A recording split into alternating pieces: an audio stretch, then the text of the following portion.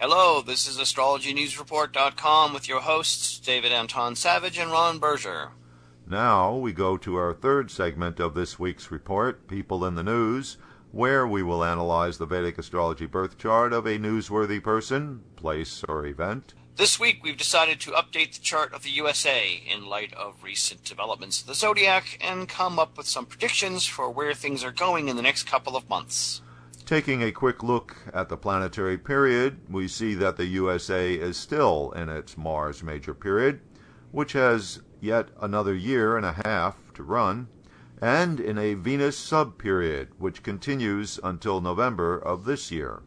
Both the major period and sub-period rulers are in the 7th house, which is the house of partner countries. So no big surprise that foreign affairs are front and center this year for the USA. The big question is, what is coming around the next bend? The transit positions look ominous. Mars retrograde opposite Uranus is going to be a really intense transit for the USA chart. Since the USA is Sagittarius rising, the Mars-Uranus opposition is taking place in the 10th house for Mars and the 4th house for Uranus. The 10th house of a country's chart signifies the leader, the party in power, and the actions of the country on the world stage. In the case of the USA, this would be Barack Obama and the Democrats. Mars transiting here is traditionally interpreted as a significator for aggressive action. But this time, Mars is retrograde, which makes its action potentially more malefic due to the pressure build-up explosion scenario produced by the planet of action being held back in the zodiac. And making matters worse, retrograde Mars is coming into contact with the USA's natal Saturn. Saturn represents the established order. The position of Saturn in the 10th house is what makes America want to control the world. I like to call it the dictator position. Hitler has Saturn in his natal 10th house. When Mars contacts Saturn, that impulse to control things gets an additional push. With Mars retrograde, however, the push may well have unintended consequences due to the Mars retrograde blowback factor. Giving the whole setup some extra juice, we have Uranus sending its energy on to transiting Mars and to the USA natal Saturn. The planet of unexpected sudden events can take an already dicey situation and bring things to a head with alarming swiftness.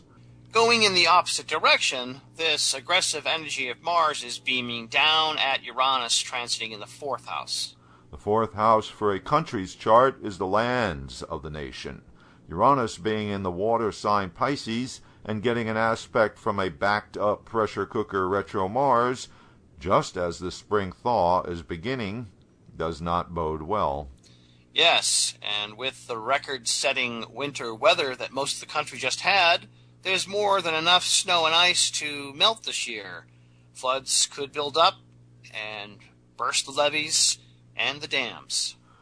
We are not ignoring the fact that some flooding always happens in America every spring, but what we are saying is that with Uranus in Pisces versus retrograde Mars, the pattern is more prone to being very disruptive.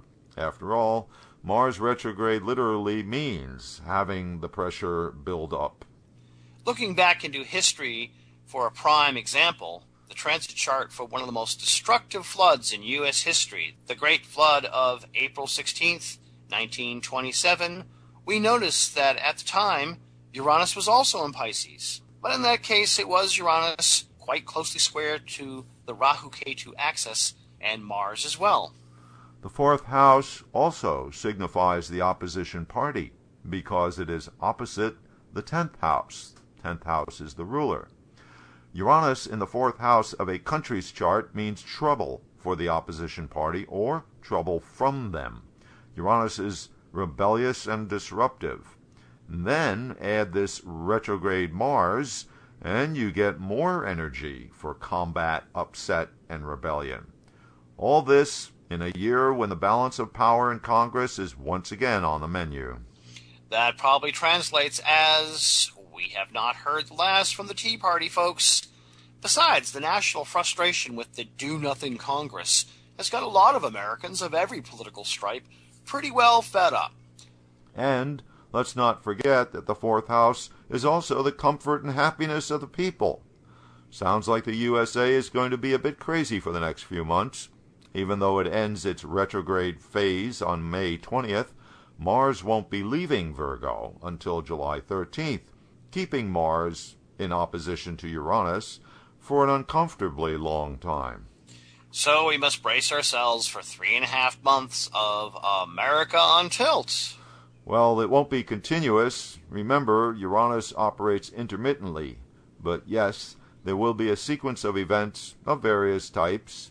And of course, we'll be keeping track of it all and reporting back to you, our audience, as events unfold. Thanks for tuning in to astrologynewsreport.com, and until next week.